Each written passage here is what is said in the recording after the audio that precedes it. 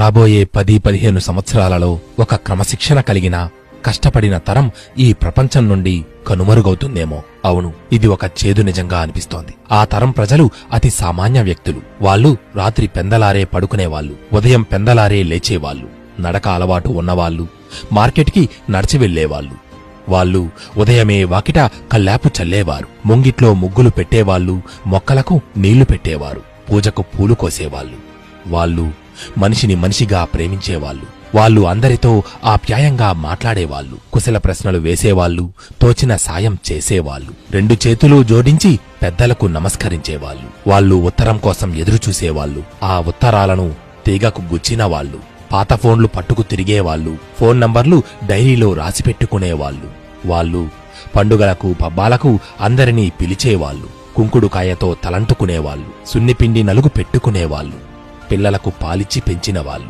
వాళ్ళు తీర్థయాత్రలు చేసేవాళ్లు, ఆచారాలను పాటించేవాళ్లు, తిథి వారం నక్షత్రం గుర్తుపెట్టుకునేవాళ్లు, పుట్టినరోజును దీపం వెలిగించి జరుపుకునేవాళ్లు. వాళ్ళు చిరిగిన బనియన్లను తొడుక్కుని ఉండేవాళ్లు, లుంగీలు చీరలు కట్టుకుని ఉండేవాళ్లు, చిరిగిన చెప్పులు కుట్టించుకుని మరీ వాడుకునేవాళ్లు, అతుకుల చొక్కాలు కుట్టుకునేవాళ్లు. వాళ్ళు తలకు నూనె రాసుకునేవాళ్లు, జడగంటలు పెట్టుకునేవాళ్లు, కాళ్లకు పసుపు రాసుకునేవాళ్లు, చేతికి గాజులు వేసుకునేవాళ్లు. వాళ్ళు వస్తువులను వాడుకుంటూ మనుషులతో గడిపిన వాళ్ళు, ఈ తరాన్ని చూసి మోగబోయిన వాళ్ళు. మీకు తెలుసా, వాళ్ళంతా నెమ్మదిగా మనల్ని వదిలిపెట్టి వెళ్లిపోతున్నారు.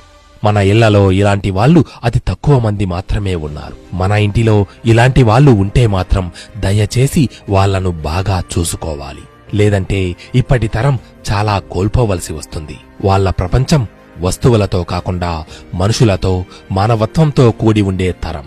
సంతోషకరమైన జీవనం గడిపిన తరమది, స్ఫూర్తిదాయక జీవనం గడిపిన తరమది, కల్లా కపటం లేని జీవనం గడిపిన తరమది, ఉన్నది ఉన్నట్టు నిర్మోహమాటంగా ధైర్యంగా మాట్లాడుకోగలిగిన తరమది, ద్వేషం మోసం లేని జీవనం గడిపిన తరమది, లోకానికి తప్పు చేయడానికి భయపడి జీవనం గడిపిన తరమది, ఇరుగు పొరుగుతో కలిసిమెలిసి జీవనం గడిపిన తరమది, తన కోసం కొంత మాత్రమే వాడుకొని తన సంతానం వృద్ధి కోసం పరితపించిన తరమది.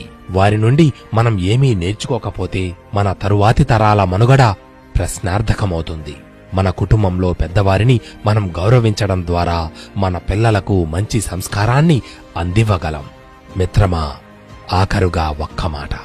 సంస్కారం లేని దేశం, సంస్కృతి లేని దేశంగా ఈ భారతాన్ని మనం మార్చేయకూడదు. తప్పులను సరిదిద్దగలిగేది సంస్కారం మాత్రమే.